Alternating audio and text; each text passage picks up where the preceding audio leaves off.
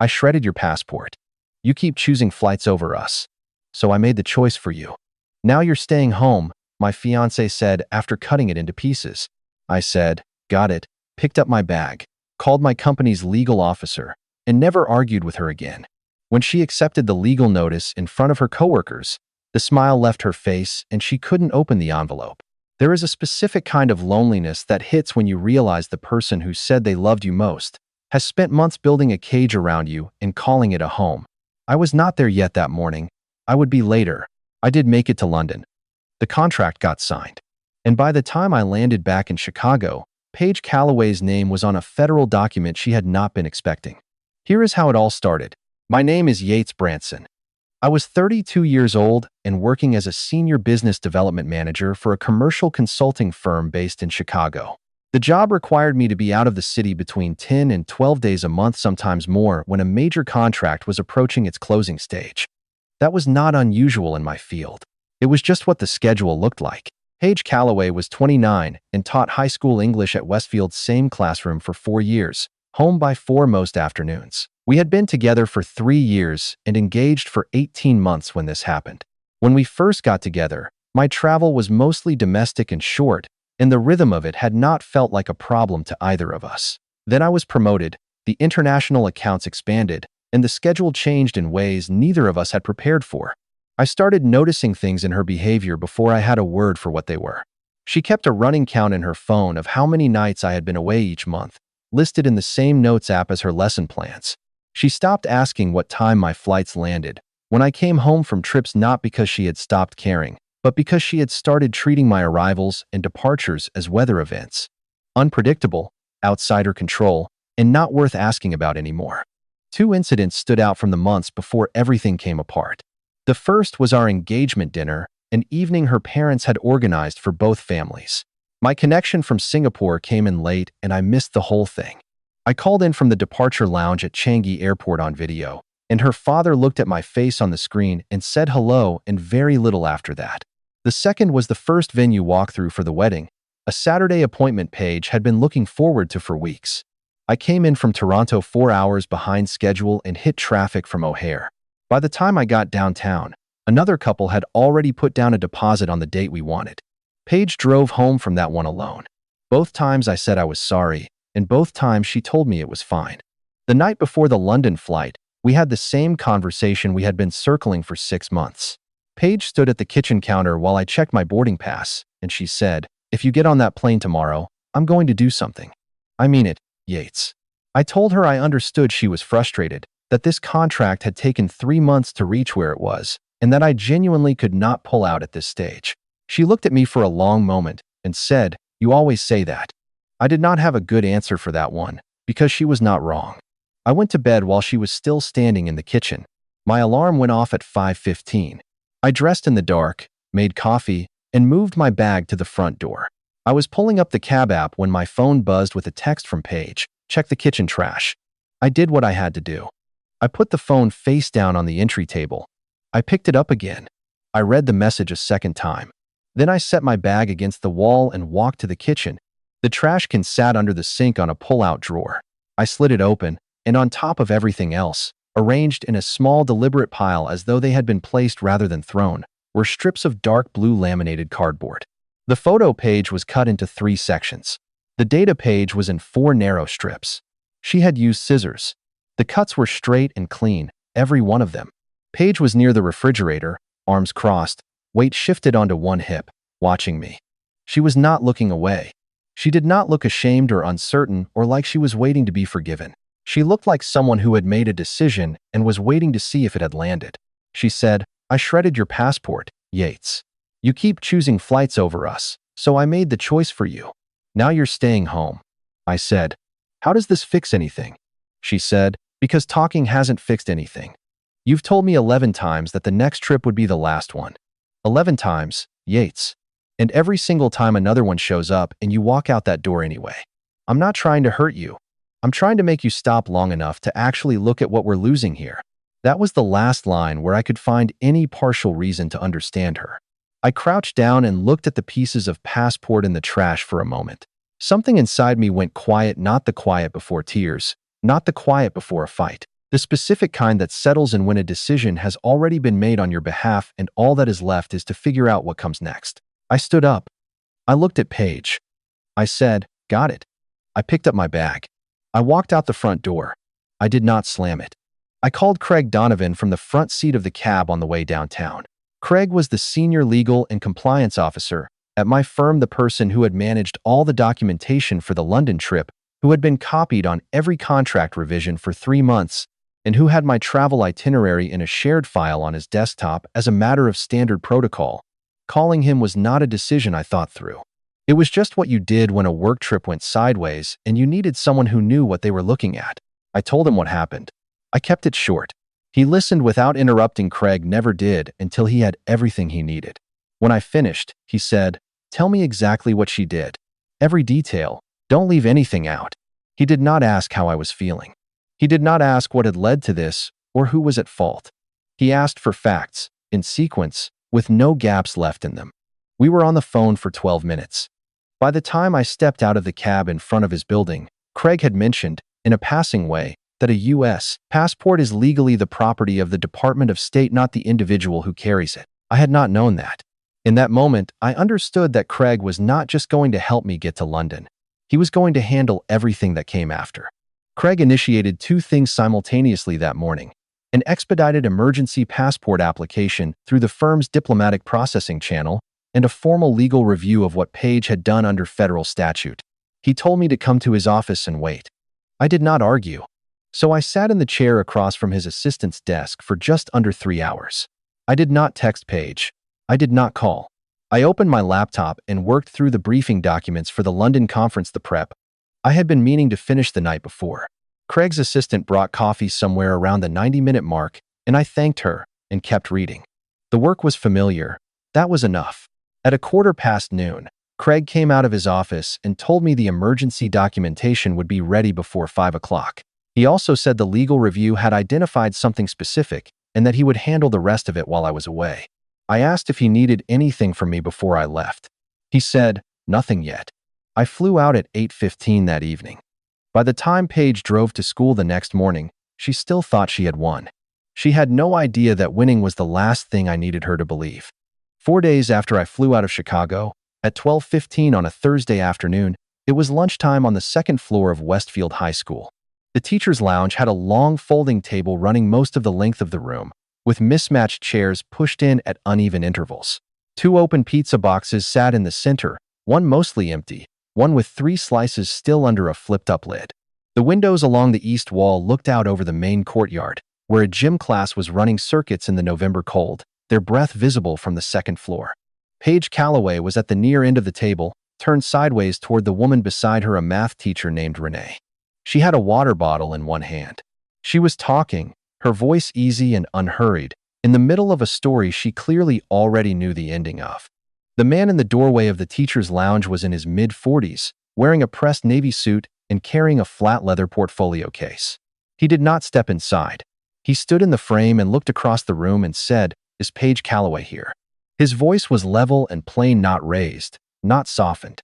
It was the voice of someone who had walked into a lot of rooms and said a lot of names and had learned that the right volume for this work was exactly loud enough to be heard and nothing beyond that. 6 chairs at the long table rotated toward him. He moved from the doorway toward the near end of the table. Renee was close enough to his path that she shifted in her chair and looked up. "Can I help you with something?" she said. He did not slow down. "I'm here on a legal matter for Miss Calloway." Renee looked at him for a moment, then turned back to the table. She did not ask anything else. He kept walking. Paige was still half turned toward the seat where Renee had been sitting when the man came in. She was still inside, the expression of her story eyebrows lifted, the beginning of a smile at the corner of her mouth. She assumed, from the look on her face, that this interruption was for someone else. The man reached the end of the table and stopped directly in front of her. He set his portfolio down, unclipped the closure, and removed a sealed envelope. The upper left corner of the envelope had the name and address of my firm's legal department printed on it in clean black type. Just below that, 2 words: legal notice. Paige looked at the envelope, then she looked up at the man. The smile left her face, not slowly, not by degrees. Just gone. She reached for the envelope and her fingers moved across the surface without opening it, as if she were trying to feel through the paper what was inside before she had to read it. Her hands were not moving steadily. The man asked her to confirm her identity. She fumbled in her bag, produced her school employee card, and held it toward him. He looked at it, nodded, and read from a prepared sheet in the same measured, unhurried voice he had used since the door. Miss Calloway, you are being served with notice of a federal complaint regarding the willful destruction of a United States government document and a civil claim for tortious interference with business relations. Copies of both filings are enclosed. The teacher's lounge was completely quiet. A woman at the far end of the table who had been standing to refill her coffee when the man walked and set the carafe down on the counter without pouring. She did not sit back down. She stood there with her empty cup in both hands and did not move. Paige looked up from the envelope.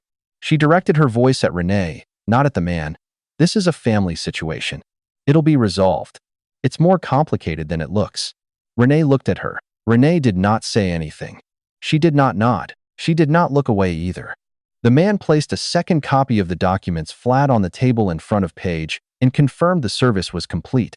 The top page was face up. Anyone at that end of the table could read the heading clearly. Willful destruction of U.S. Government Property 22 CFR Section 51.7. Below it, in the same typeface, tortious interference with business relations claim damages.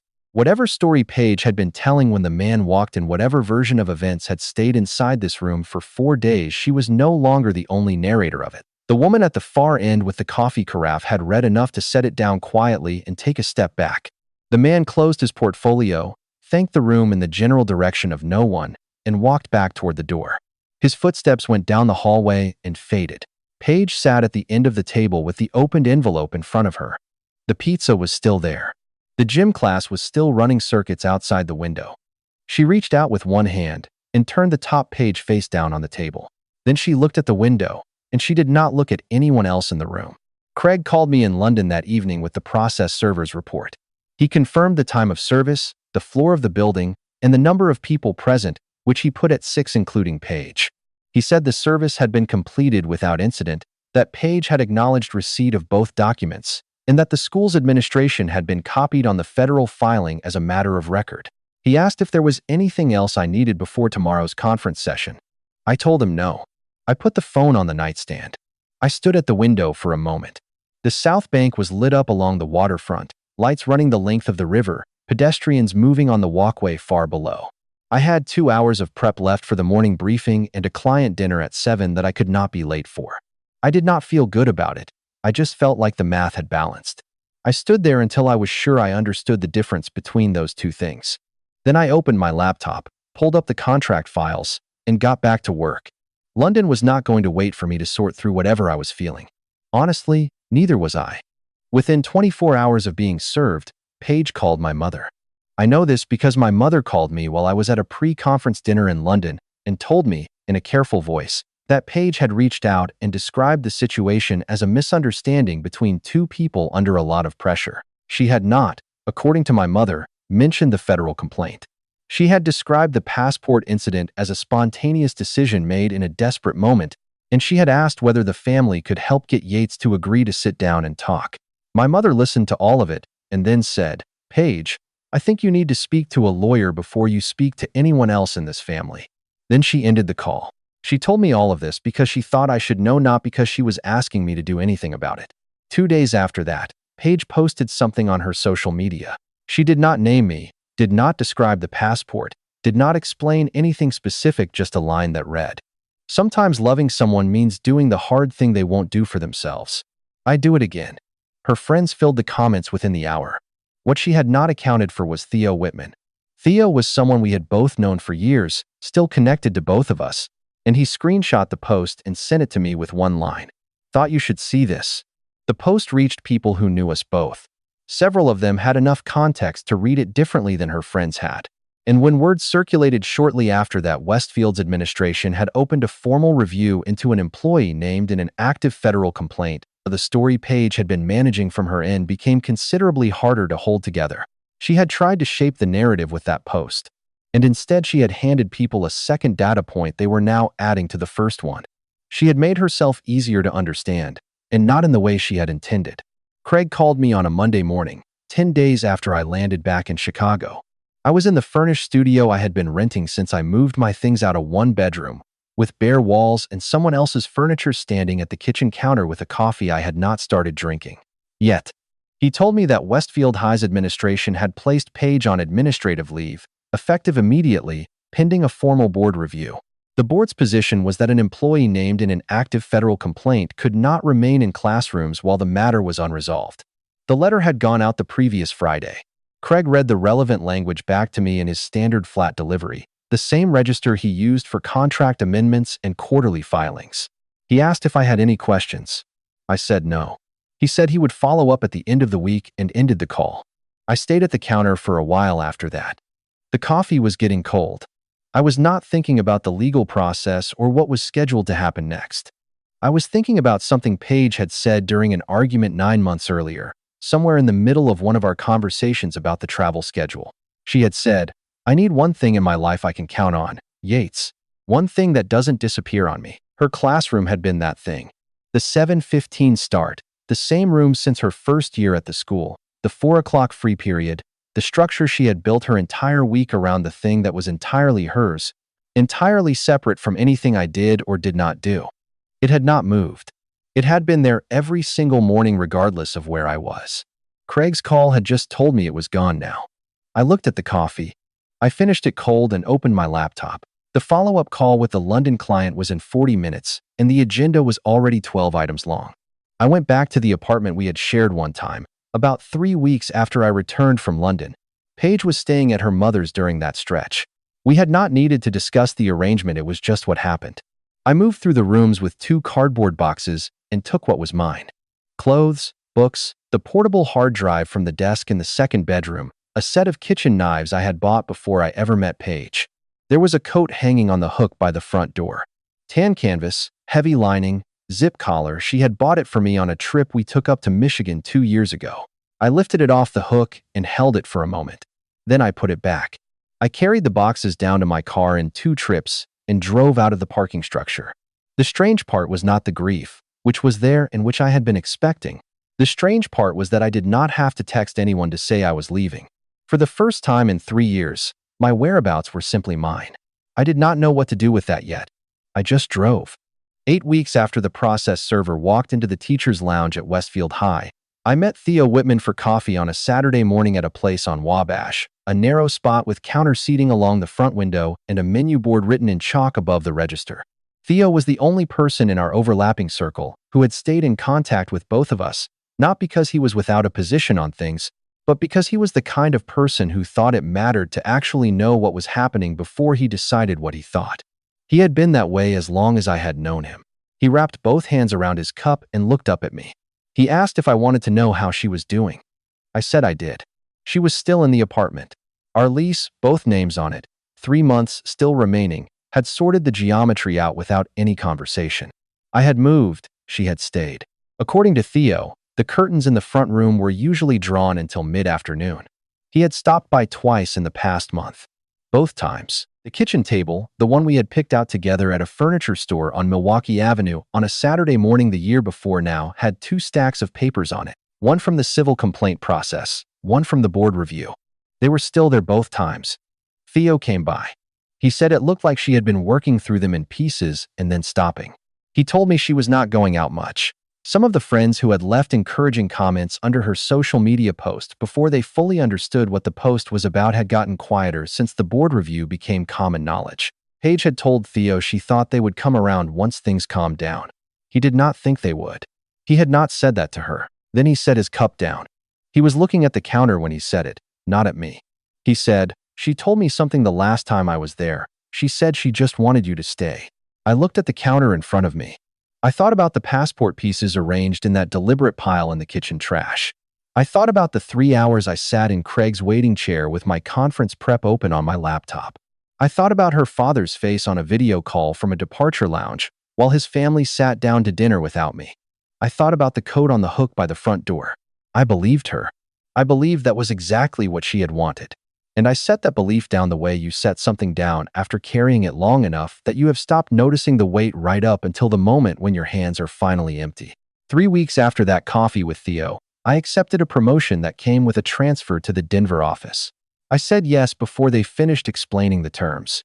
The team there had already heard about the London contract, and they were expecting someone who knew how to close things from a distance.